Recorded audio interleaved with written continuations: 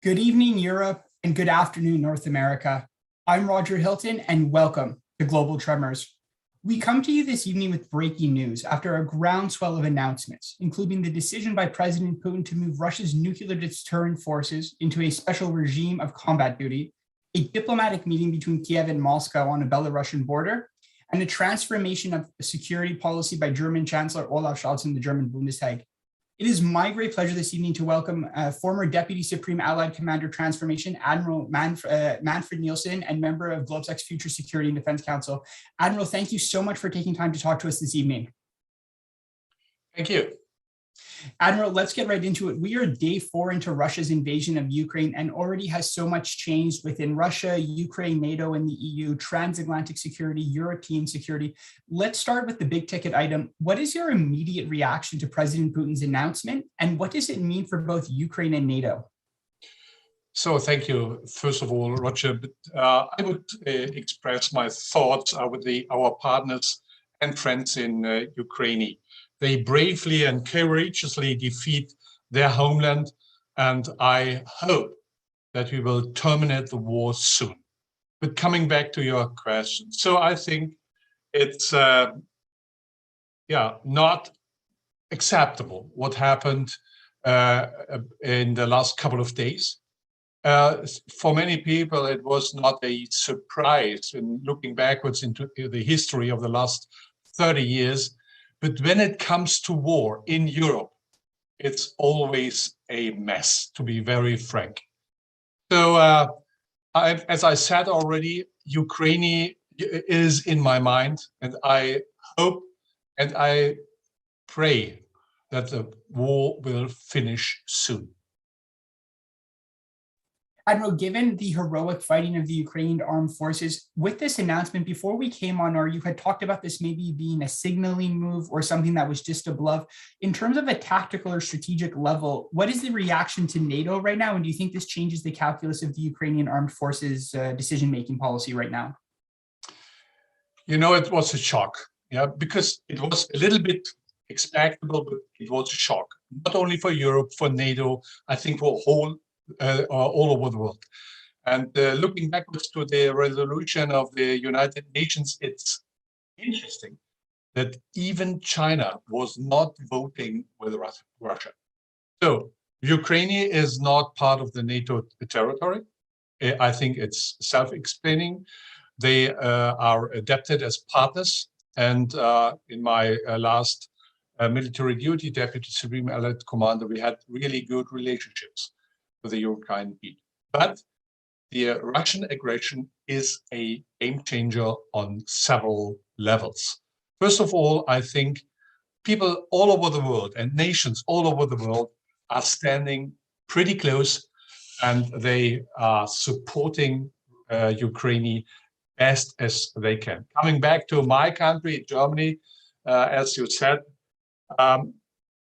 there was a famous saying after the Cold War, after the end of the Cold War, which was, we are surrounded by friends. It was not in people's mind that war could come back, especially looking on German history to Europe. Then the Yugoslavia crisis erased the things which happened in Georgia, and later on in Belarus, as well as in the Crimea, was a wake-up call, but no reaction in Germany. And today, I think we had a special meeting in the German Bundestag, and it was a really, really good discussion, overall, different opinions and parties. And I think even in Berlin, we have today 100,000 people in the streets demonstrating for peace in Russia. So I think we are expiring a turning point in history. The world is no longer the way it was. We will invest in Germany, from the German perspective, much in our security of our country. By doing this, we will protect our freedom and our democracy, and it will be a great national effort. I think additionally, Chancellor Scholz claimed, there will be a special investment in the armed forces. We stopped conscript system in 2012. I'm not quite sure if we will initiate the discussion to come back to this, but and that's what was stated today. We will have a special package about 100 billion euros investment into the armed forces, and Germany is willing to achieve the 2% goal, which we promised NATO already next year. That will be a real challenge, but it's a strong statement from the German government. And especially the other points are as much, and we learned the lessons from history, as much diplomacy as necessary without being naive. And this statement from a German chancellor is, I think, a really strong statement, and it's accepted and really appreciated, not only in Ukraine, but all over the world. Admiral, thanks. Before, we're going to get to the whole announcement in the Bundestag today that was really comprehensive with the coalition. And for everybody joining us right now in Global Tremors, Admiral Nielson, former Deputy Supreme Allied Commander Transformation, has essentially said that we're living through right now what we would say in German is a Zeitwende, which is sort of a transformation in time. Admiral, before we got on air, we talked about, the Russian nuclear launch procedure, and I want to talk to you today as, with emotions running high a little bit, and I want to speak to you on a personal level. A lot of people hearing the word nukes, we didn't live through the Cuban Missile Crisis and some of the other issues that happened with it. Just for all of our viewers out there, there's two questions I wanted to ask you specifically. Can you maybe run us through what NATO thinks, or sort of the outline what the Russian nuclear procedure is when it comes to the Trident? And then the other question, which is more of an intel question for you, is if everybody watching has seen the video with President Putin talking to Minister Shoigu and Chief of the General Staff Gerasimov, can you maybe comment on their body language or their reaction to it? Because to the outside eye, they look quite uncomfortable with the decision. Yeah, first of all, I think it's pretty clear what's there's a understanding in NATO. An attack, it's Article 5 on one member country is an attack on all countries. It's not very often announced, but last time in 9/11. But currently, once again, NATO is supporting and strengthening its efforts to the Ukrainian border. We are sending people to the Baltics and so on. But the nuclear discussion is already has already started. The last announcement at the last NATO summit, in which was stated nuclear is back on the table, which was a strong statement. But as long as Russia is not making use about nuclear powers in attacking NATO nations, there is a silent understanding. In the Cold War, we said, whom is making use of nuclear weapons first will die second. So I think that was the logic of the Cold War and is still in place.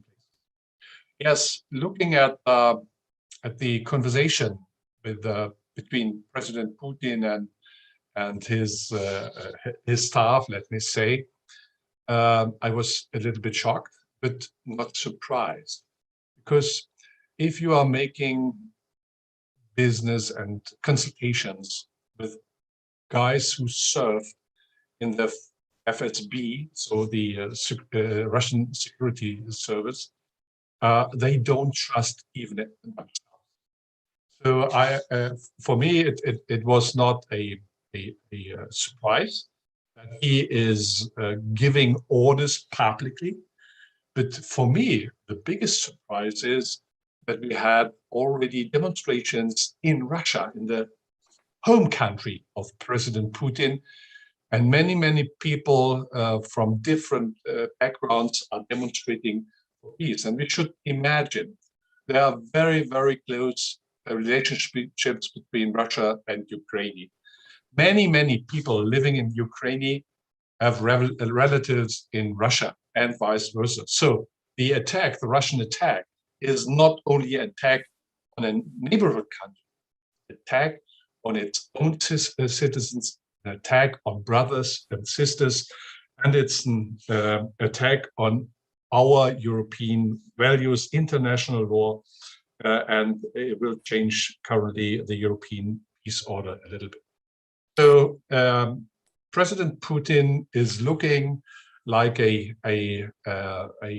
tyrant, like a despot, and I'm not quite sure if his support, if the war will last a little bit longer in his country, is as strong as he thought before. I think the Admiral, I mean, you make some great points. And again, for everybody watching us right now on Global Tremors, I mean, I think the one piece of interesting advice that Admiral Nielson has given everyone is sort of the internal decision competitive process between people of the intelligence community and those of the military community. You know, with all of the propaganda going around in Russia, you would think that they were speaking in one voice with the power of vertical. So, I mean, that's a very interesting observation you're making. And it goes without saying, Admiral Nielson, over the last 2 days, we've had interviews from people from Odessa, Kharkiv, Vilnius, all over. And I think it has shocked everybody, you know, people we've spoken to, Belarusian experts, that from Minsk, St. Petersburg, Moscow, Novosibirsk, the protests are starting to swell. There was massive announcement yesterday on SWIFT and, you know, quote unquote, hunting oligarch assets. So, I mean, New York Times today ran a great article about the run already on rubles, 30% increase on technology. So we're not even on Monday yet. And already the economy is pinching it. You know, commercial flights can't enter Europe essentially. So it's something to be saying when the average Russian person who might not care so much about geopolitics can't afford the most basic things, we're going to have a major problem there, which is, as I have been saying since the first episode, the major fear for President Putin is protests on his doorstep. Admiral Nielson, let's move to the diplomatic realm. Obviously, against the backdrop of this news of the nuclear news, President Zelensky has finally agreed to have talks with his Russian counterparts. Very interestingly, everybody, without preconditions along the Belarusian border, not in it, as he said very clearly, you know, you are an accessory to this crime and you will be held accountable for it. But Admiral, you know, you're a military man by training, having worked in a large international diplomatic organization. Given the poor recent, you know, Russian military performance and a complete loss of the information narrative abroad, and it's starting to seep into things at home, do you think President Putin is stalling his military campaign to regroup, or do you think he's genuinely interested in finding an exit strategy with this meeting in Belarus today? So for me, it was really interesting that after that, already 4 days after the beginning of the war, there is some sense that diplomacy has to come back. Yes, of course, I can understand that the Russian president the Ukrainian president is not willing to have consultations and negotiations in Belarus because Russian troops are coming from Belarus territory. But as Russia has accepted, that's what I read in the news and the paper, to start negotiations. And that is, for me, a strong indicator that President Putin and Russia is surprised because the attack doesn't make a progress they have had probably in their military planning. So maybe because the Russian the equipment of the procurement of the Russian armed forces is completely different from what Ukrainian people have available of Ukrainian armed forces. So the support around the world, as well as the braveness of the Ukrainian people, achieved already a kind of rethinking, and let's hope that we will have negotiations soon so that we can terminate the war in the near future, because war will not solve any problems. Admiral, building on your genuine surprise at how, day 4 of the war has gone. I mean, we all went to bed on Thursday or Friday thinking, that Kiev was going to be surrounded by Spetsnaz forces. There was going to be a decapitation strategy. I spoke to somebody earlier in the week from Kharkiv, where they still haven't taken this town. From a strategic standpoint, from my reading of what's available out there, the major territory victory for Russia right now is the town close to Crimea. And as everybody knows, Crimea is suffering from a drought right now. And at least if from what I understand, taking control of this city close to Kherson, they'll be able to get the water back on. But, obviously, Admiral, when you have people like Deripaska and other oligarchs who are coming out and sort of voicing their displeasure of the war without naming Putin, I think that really genuinely shows the paranoia and stress that Putin is under. So, I mean, we're all in favor of diplomacy, but does the Ukrainian foreign ministry want to push their luck a little bit now? Ukrainian foreign minister was in Belgium today and gave an impassioned speech about keeping our foot on the gas, a total embargo on oil and gas, a total kick out of SWIFT. So do you think right now is a sweet spot for Ukrainian diplomacy to try to strike a deal? Or do you think they want to roll the dice a little bit and see how much longer this armed resistance and guerrilla warfare can last? So I think we need a mixture of measures. Yeah. So fighting against the Russian aggression, which is pretty clear, and we need a mixture of diplomacy, economic, military, and many other inputs. And I think especially you have to fight on the economic basis against Russia, because as long as I read in the papers, they have lots of money in their stocks in the past, but Russia is depending on economy, business, or economic exchange to the West. So, from my perspective, I haven't seen the interview of the Minister of Foreign Affairs of Ukraine, so it's a little bit speculation. But he is encouraging us to stand close together and to fight a war, not only on the battlefield. No, and as you said, we'll get to sort of your home country of Germany. But I mean, again, the whole question, everybody had made a huge point about Russia's $600 billion reserves and how it was denominated outside of it. But, costs are rolling up. The ruble is flying. Inflation will go up. And, as we said earlier, the pinch to the middle class is really who's going to feel this the most, which will trigger the most do it. And for everybody watching again, and Admiral Nielson, you didn't get a chance to watch the Ukrainian foreign minister's speech. In addition to sort of all of the economic sanctions that are unbelievably intense to completely remove Russia from SWIFT, whereas now it's only certain Russian banks. The announcement of the creation of a foreign international legion, for men of fighting age from Europe and all over the world to come to Ukraine and defend and fight was also, I think, a bit of a surprise. When you think of the foreign legion, you think of France.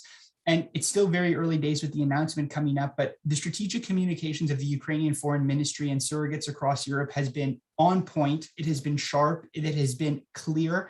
And even from the moment when we heard from the foreign minister today, you called the Ukrainian embassy in your country and they will figure this out for you. So again, another drastic escalation, only day 4 into an invasion, which I think agree. President Putin thought was going to roll over quite quickly. I agree.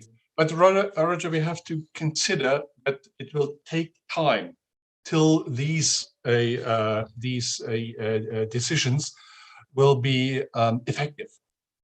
Because yes, it's good to have a close consultation all over the world and fighting for our values, and we have to demonstrate that the engagement and the decisiveness of the world is working, and that's, I think, important. And this message will come to Russia from different angles, and that's important. And even if Russia is terminating the war soon, I can't believe that the nations will stop all these things they have decided in the past, because Russia has lost trust, and President Putin will have to pay a huge price because of the war, and that's pretty clear. So yes, I can only support. Let's talk about solutions on the diplomatic level, channels or whatever. Mm-hmm. But I think it was a game changer, and you can't. I think many people, and that's what Chancellor Scholz stated today. let's use as much as diplomacy as necessary without being naive. And I repeat what I said in the beginning. Probably there was a lot of wishful thinking in the past, especially from the German side after the Cold War. But now we are back, and we have a strong decision a strong discussion in the parliament, and all parties applauded what Chancellor Scholz said. And I think it was probably, Germany is sometimes probably a little bit late, but now we are back on the international agenda, and I think Germany has learned its lessons. Yeah, well, Admiral, we're here. We started off the day, we started off our conversation. You're coming to us, if I'm correct, from the Rhineland, and we're going to finish off in Berlin right now. So, I mean, obviously, it's already picked up a little bit of news right now, but for everybody who didn't see it, an extraordinary announcement by Chancellor Olaf Scholz of the SPD, which for some people is known as sort of Russland or Putin-Versteher, sort of sympathizers and understanders. But just the big facts for everybody, as Admiral said, 100 billion extra for the German armed forces in the 2022 budget. And the other one that really caught me off guard was that Germany has now openly said that they are going to go and try to wane off their dependence of Russian gas in favor of 2 new LNG terminals. And before I get your reaction to the money, I just want to sort of echo what Admiral Nielson said about the reaction in the parliament. Christian Lindner, who's the Minister of Finance, there was some comments, I think, by by Merz of the CDU, who said, oh, well, this is not the time to spend the money with, the economy in a bad shape. And to just the huge surprise of everybody, Christian Lindner went out and said, absolutely not. This is exactly the time to spend the money. This isn't a question of balance sheets or numbers. This is about democracy and freedom, which was just unbelievable. So, we have here major changes in German policy in the military, security, and energy. So, Admiral, you're a military man, as I've said already. What is your reaction to this? Where Germany might have gotten there late, but now that they're here, this is a transformational relationship internally and also via Moscow. I'm pretty proud of my country, to be very frank, because I didn't expect it. Even just a week ago, the German position was a little bit different than the position of many other countries. But now we have learned our lessons. So the step initiated by the Russian president to attack Ukraine, once again, is a game changer, and my country has learned its lessons. And that is, for me, as a German citizen, makes me feeling good and I think, Admiral, it's not just you. I think for everybody, even during the economic crisis, Vadek Sikorski was very famous for saying that the only thing I fear more than action is German inaction.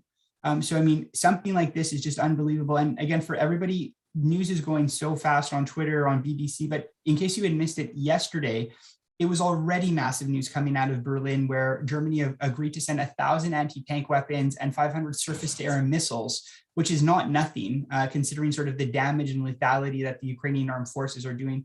Admiral, I'm going to keep you for one last question here before we sign off. But as we said, we are day 4 here. We've talked about nukes, diplomatic breakthroughs. We've talked about a transformational time for Germany. For all of our viewers out there on Global Tremors, what should we look out for the next 2 days or the next day? I mean, what is the next big sign, or as we say in German, Zeichen, that we should have on our minds? That's a $100,000 question, Roger, to be very honest. I think we can only look from day to day, sometimes from 1 hour to the next hour, because there is so many underway around the world. And once again, I think for us, we should spend much effort to terminate the war as soon as possible and to stop killing people, innocent people, and citizens in Ukraine. That's what I hope, and that's what I'm praying for. Well, Admiral, everybody at GlobeSec just completely echoes your position. You know, we stand with GlobeSec, we stand with Ukraine, and it's just been overwhelming to see every country in one way or another, whether it's shutting off airspace, providing medical equipment, financial equipment, or material support.